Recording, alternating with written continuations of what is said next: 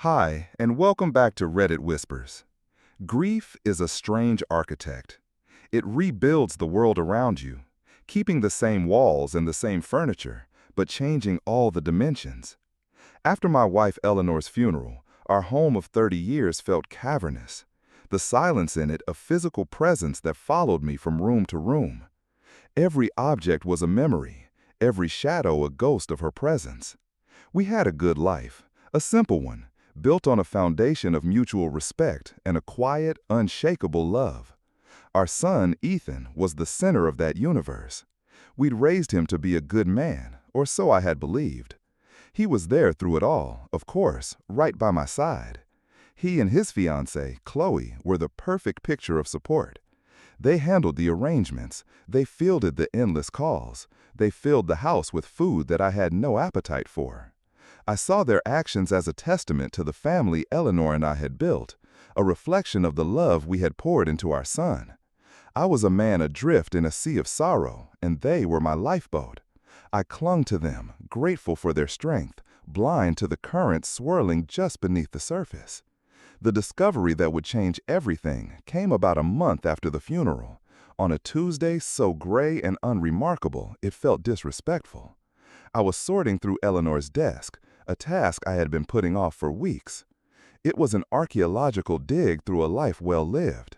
Old letters, photographs, receipts for gifts she'd bought me years ago.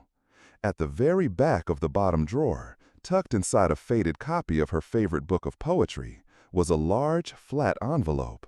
My name was written on it in her familiar, elegant script.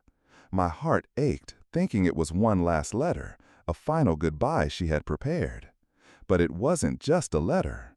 Inside was a set of keys, old, ornate, and attached to a simple wooden tag with a single word burned into it, Seaview. There was also a deed, a legal document declaring Eleanor Vance the sole owner of a property I had never heard of, a small cottage in a coastal town 3 states away. And finally, there was the letter. My hands trembled as I unfolded it. Her words were not a sentimental farewell. They were a warning. She wrote that she had bought the cottage years ago, using a small inheritance her own grandmother had left her, money she'd never even told me about.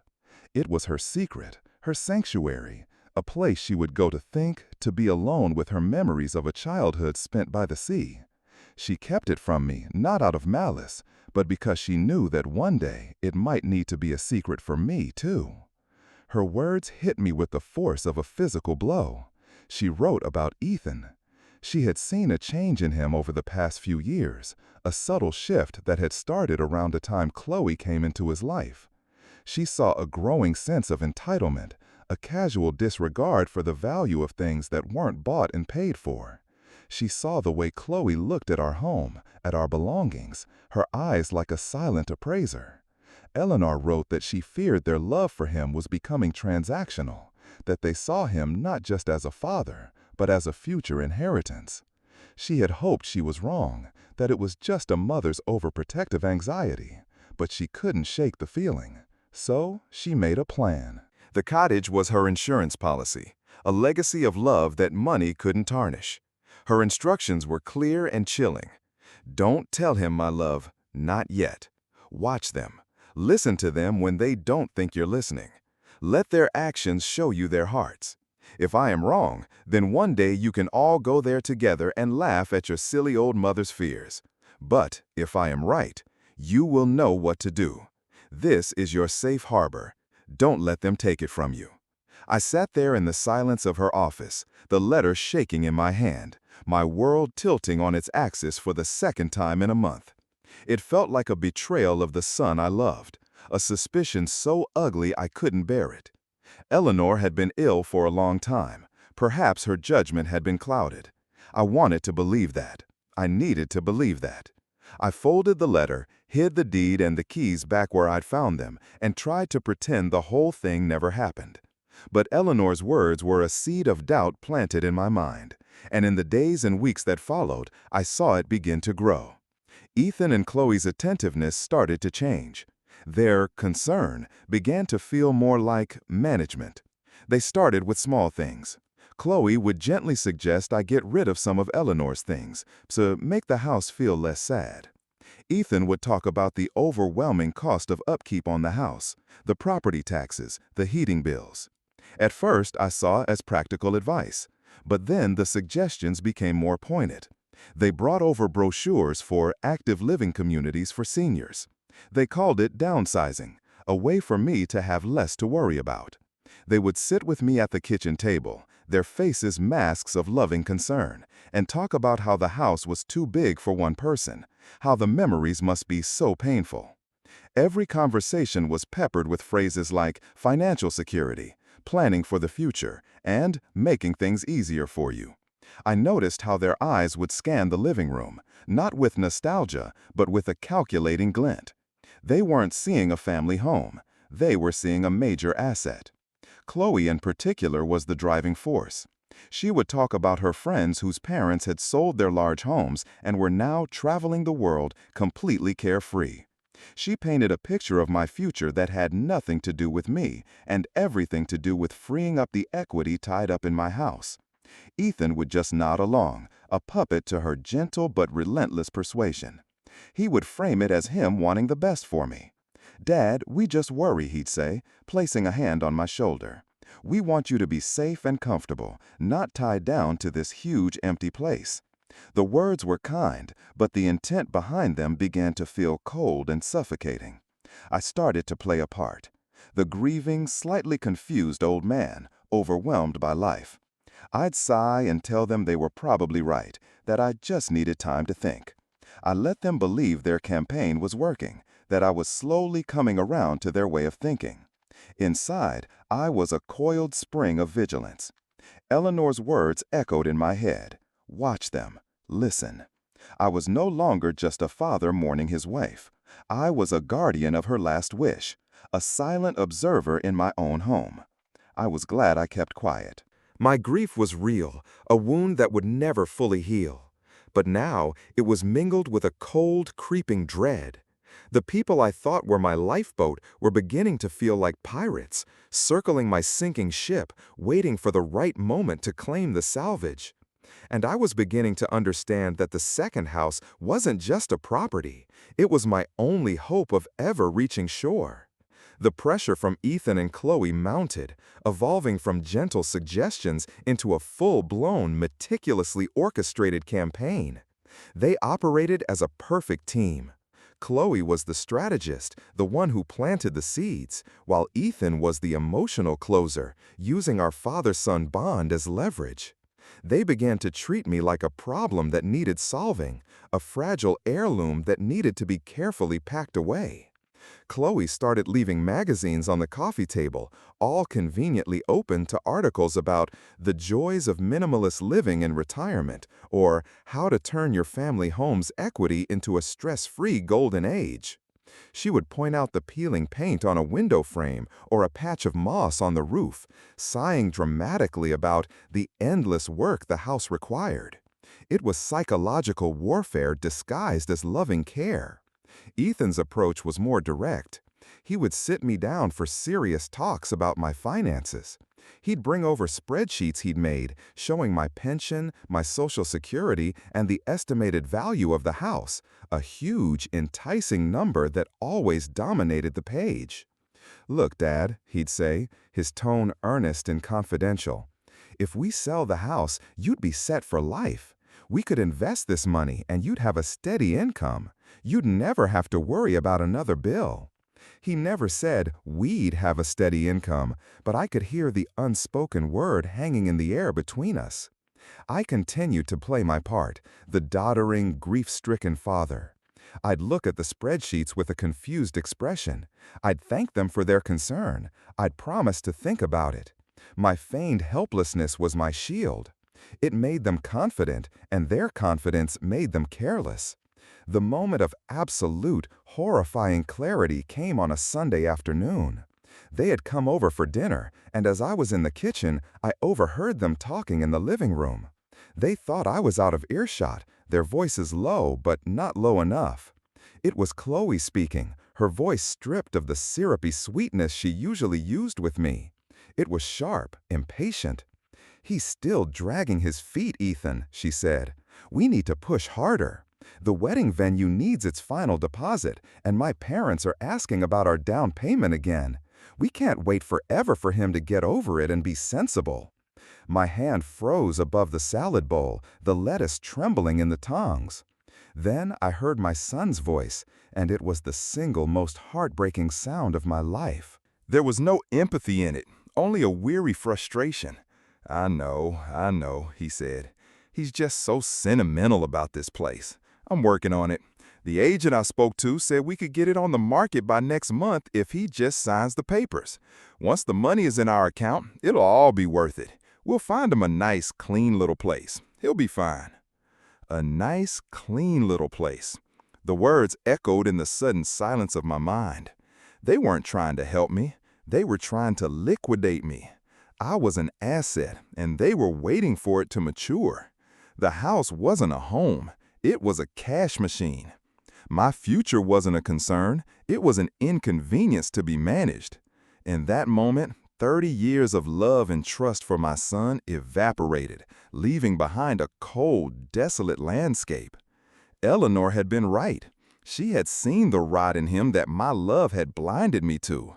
I stood there in the kitchen, my back to them, and took a slow, deep breath. I did not confront them. I did not storm into the living room and unleash the hurricane of betrayal and rage that was building in my chest. Instead, I picked up the salad bowl, arranged a sad, gentle smile on my face, and walked back into the room as if I had heard nothing. The performance of my life continued. The next day, I called in sick to work. I drove to the bank and retrieved the envelope from Eleanor's safety deposit box. I needed to see it. I needed to know it was real. I drove for 6 hours, my mind a blank slate of cold resolve. The coastal town was small and windswept, the air thick with the smell of salt and low tide. I found the address easily, a tiny cottage set back from the road, almost hidden by overgrown hydrangeas and climbing roses. It was painted a faded blue, the shutters a sun-bleached white. It wasn't grand or impressive. It was perfect.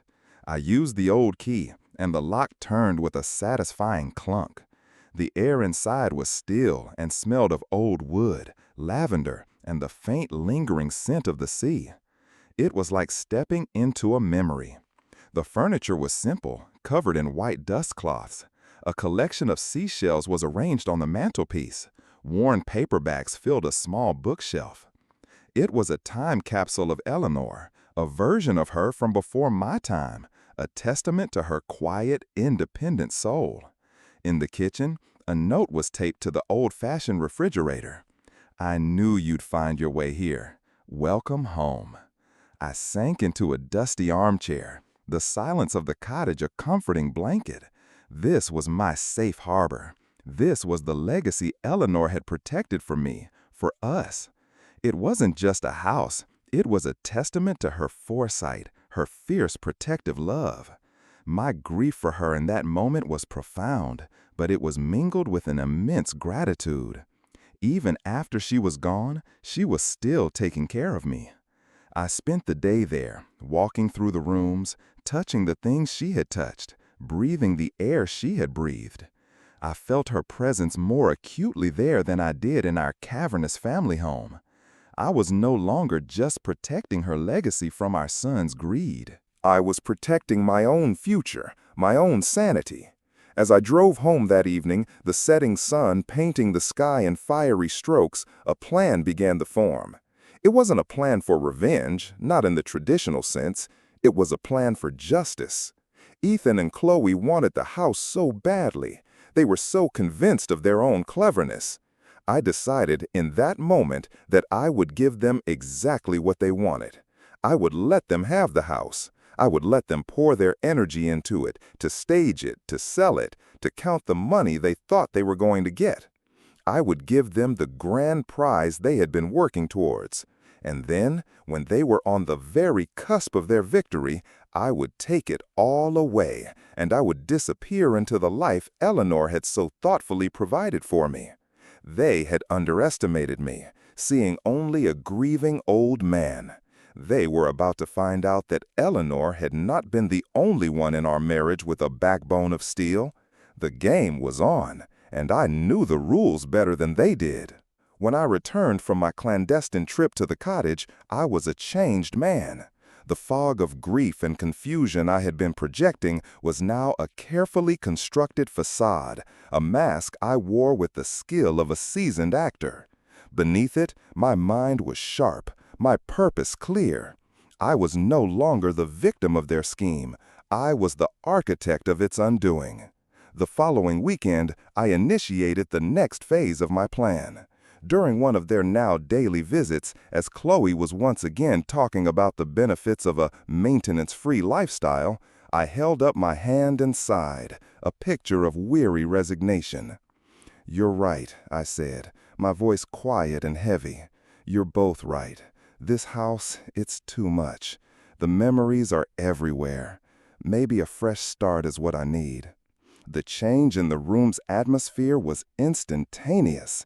It was like a switch had been flipped. Chloe's face lit up with a brilliant, triumphant smile that she quickly tried to temper into a look of sympathetic understanding. Ethan rushed over and put his arm around me. "Oh, Dad, I know it's a hard decision," he said, his voice thick with false sincerity. "But I really think it's for the best. We'll help you with everything. You won't have to lift a finger." And they were true to their word. They descended upon the house like a conquering army. Within a day, Chloe had arranged for a top real estate agent to come over, a slick, fast-talking woman who walked through the rooms, talking about good bones and market potential, her eyes completely ignoring the 30 years of life and love that had been lived within those walls. I was a ghost at my own dispossession, watching them discuss remodeling the kitchen and staging the master bedroom, my bedroom, with neutral, soulless furniture to appeal to a wider demographic. They were erasing Eleanor and me, and they were doing it with cheerful efficiency. I played my part to perfection. I would wander into a room while they were planning, look around with a sad, lost expression, and then retreat, letting them get on with their work. I let them make all the decisions. I signed every document the real estate agent put in front of me, barely glancing at them, reinforcing their image of me as a man who had simply given up. Their condescension was a tangible thing. They spoke to me in slow, simple terms, as if I were a child. They would remind me of appointments and congratulate me for being so brave. They were so blinded by their impending victory that they never once questioned my complete and utter capitulation. While they were busy planning the sale of my house, I was busy planning my escape. I made a quiet visit to Eleanor's estate lawyer, a kind, elderly man named Mr. Abernathy, who had been a friend of her family for years. I sat in his quiet, wood-paneled office and for the first time told someone the entire story. I showed him Eleanor's letter. He read it slowly, his expression shifting from sympathy to a quiet, firm anger. He had known Eleanor since she was a girl. He understood. "She was a remarkable woman," he said, folding the letter carefully, "and a shrewd one. Let's make sure we honor her wishes." Together, we put the legal framework of my plan into place. We set up an ironclad trust, the Eleanor Vance Memorial Trust. Mr. Abernathy explained that the moment the sale of the house closed, the entire sum, every last penny, would be wired directly into this trust. The trust's sole beneficiary would be me for my living expenses and medical care for the rest of my life. I would be the only person who could access the funds, with Mr. Abernathy as the trustee. The most beautiful part of the arrangement was the trust's remainder clause. Upon my death, any money left in the trust would not go to my next of kin. It would be donated in its entirety to the national literacy charity that Eleanor had volunteered for her entire adult life. Ethan would not see a cent. While Chloe was picking out paint swatches and Ethan was negotiating with buyers, I was secretly liquidating my life. I went through the house, room by room, and identified the things that truly mattered. Photographs, Eleanor's journals, my father's old watch, a handful of books. I packed them into boxes, labeling them donations, and then quietly drove them to a small storage unit I had rented an hour away. The rest of the house, the furniture, the art, the life we had built, I was learning to let go of. It was just stuff. They could have the stuff. The house sold astonishingly fast, and for more than they had even hoped. A young family fell in love with it, and a bidding war ensued. Ethan and Chloe were ecstatic, walking on air. They saw the final sale price as a personal victory, a testament to their clever management. They took me out for a celebratory dinner the night before the closing. It was a surreal experience. They toasted to me, to new beginnings. Chloe was already talking about the lavish wedding they could now afford, the down payment they could make on a magnificent house of their own. They were so busy spending the money in their heads that they barely spoke to me. I just smiled and nodded, a benign old man happy for his children's happiness. They talked about the retirement community they'd found for me, a place they'd toured without me. "It's really nice," Dad said. "They have a library and a pool. You'll make lots of new friends." I just nodded. "That sounds lovely, son." I went to bed early that night, leaving them at the table, scrolling through pictures of wedding venues on Chloe's phone. I walked through the house one last time, the rooms echoing with the ghosts of the past and the whispers of a future that would never happen. I felt a pang of sadness, not for the house, but for the son I had lost, the man I thought I had raised. In my room, a single small suitcase was packed and waiting in the closet. It contained everything I would need. I had my car, the small box of memories in a storage unit, and a future in a quiet cottage by the sea.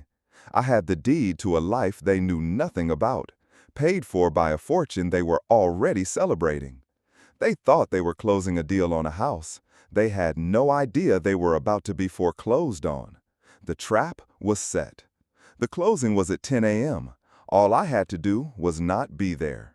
I woke up before dawn on the day of the closing, the day my son and his fiancée believed their new life would begin. The house was quiet, filled with the strange, sterile emptiness that comes after it has been staged for strangers, its personality erased. I took my small suitcase, walked out the back door for the last time, and didn't look back. I drove not to the storage unit, but directly towards the coast, a 6-hour drive to my new home, to Seaview.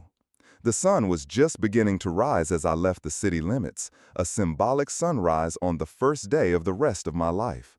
I turned my phone off and tossed it onto the passenger seat. There would be frantic calls, I knew, first confused, then annoyed, then panicked. I had no interest in hearing them. My side of the conversation was already written. Back at the house, on the gleaming, polished surface of the kitchen island where we had shared thousands of meals as a family, I had left a single sealed envelope. It contained a 2-page letter and a copy of the deed to the Seaview cottage. I have, of course, imagined that scene 100 times. I see Ethan and Chloe arriving at the house, ready to whisk me off to the lawyer's office to sign the final papers and collect their prize. They find the house empty. They call my name. Their annoyance turns to worry and then to fury when they find the envelope. I imagine Ethan tearing it open, Chloe reading over his shoulder, their faces shifting from triumphant greed to utter slack-jawed disbelief as they read my words. My letter was not angry. It was not filled with rage or recriminations. It was calm, precise, and devastating. I started by telling them that I knew. I told them about the conversation I had overheard, Chloe's impatience about the wedding venue, Ethan's casual, cruel dismissal of my future into a nice, clean little place. I explained that in that single moment, the man I knew as my son had ceased to exist. I laid out for them the truth of the last few months, that my agreement, my confusion, my sadness had all been a performance. I started by telling them that I knew. I told them about the conversation I had overheard, Chloe's impatience about the wedding venue, Ethan's casual, cruel dismissal of my future into a nice, clean little place. I explained that in that single moment, the man I knew as my son had ceased to exist.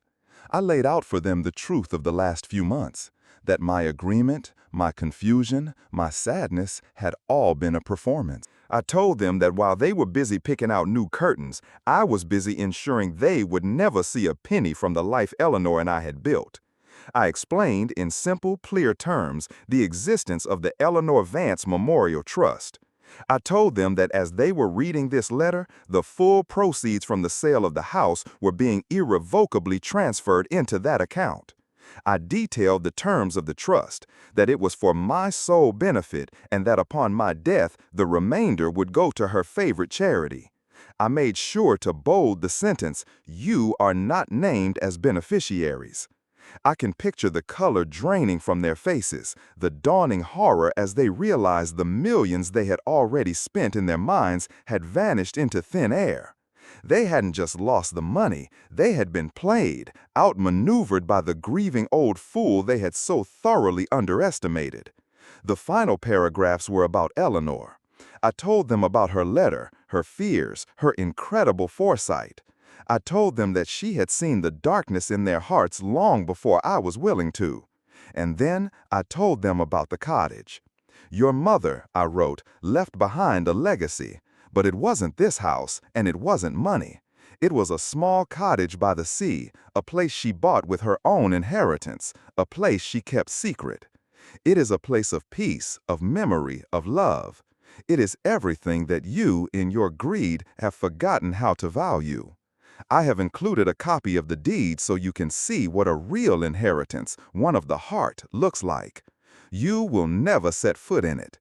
While you were planning on putting me in a home, I was preparing my own. I am living there now.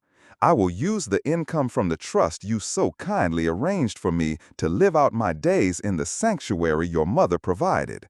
I will be comfortable, I will be safe, and I will be free from you." I ended the letter with a simple final dismissal. I told them not to try and contact me, that Mr. Abernathy was my legal representative, and that as far as I was concerned, the son I had raised died with his mother. I arrived at Seaview in the early afternoon. The cottage was just as I had left it, a quiet haven smelling of salt and old wood. I opened the windows to let in the fresh sea air and unpacked my small suitcase. There was no sense of giddy triumph, no fist-pumping victory. There was only a profound and welcome silence. The rage had burned itself out, leaving behind a clean, quiet peace. I had not destroyed my son. He had destroyed himself. I had simply held up a mirror and forced him to look. My life is quiet now. I spend my days walking on the beach, reading the books Eleanor left on the shelf, and slowly, carefully rebuilding a life from the memories that matter. The trust provides me with more than enough to live comfortably. I have honored my wife's last wish. I protected her legacy, and in doing so, I saved myself. They sold my home, but they gave me a new one, and for that, in a strange and twisted way, I am grateful. I was glad I kept quiet. Silence, it turns out, can be the most powerful weapon of all. Thank you for listening to my story here on Reddit Whispers. Now I want to hear from you. What's the most unexpected, life-changing decision you've ever made when everything seemed to fall apart?